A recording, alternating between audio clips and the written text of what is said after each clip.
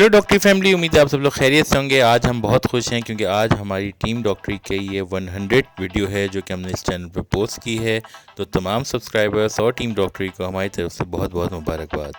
तो चलें देखते हैं आज हम आपको क्या नया सिखाने जा रहे हैं।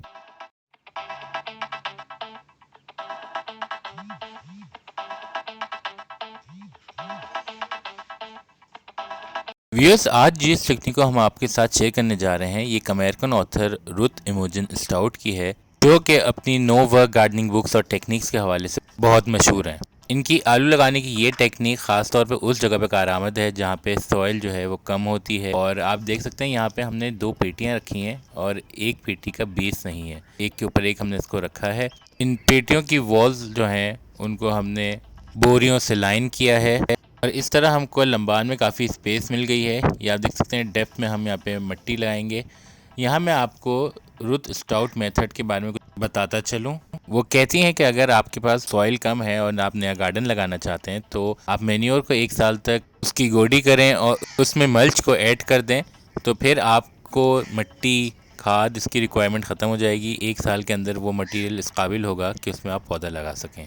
बेसिकली आप 10 इंच सॉइल में आलू को सो करते हैं और उसके बाद उसमें ड्राई लीव्स या किसी भी ड्राई ब्राउन मटेरियल से भरते रहते हैं, तो टॉप पार्ट जो होता है उसमें आलू जो हैं वो बनते रहते हैं और सॉइल के बजाय उन्हीं पत्तों में ग्रो होते हैं।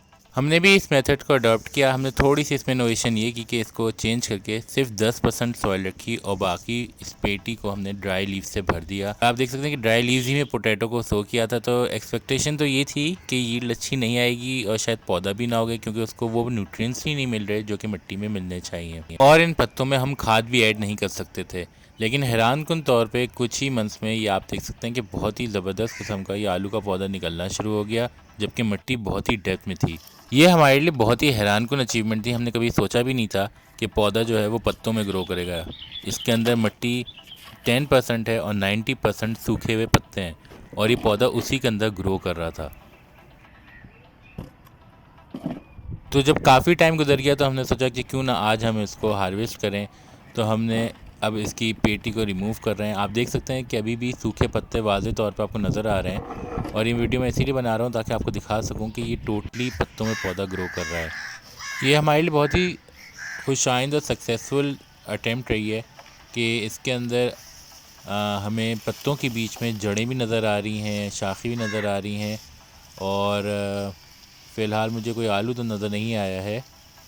और ये हम इसमें से ये एक आलू है, मगर ये मोस्ट प्रोबेबली जो है ये मदर जो हमने पौधा इसमें मदर पोटैटो जो लगाया था ये वही है। तो आपने देखा कि ये भी डिज़ोल्व नहीं हुआ है बल्कि इसी से पूरा पौधा ग्रो कर रहा है। न्यू इनोवेशन का नुकसान ये हुआ कि हमें कोई यील्ड तो नहीं मिली।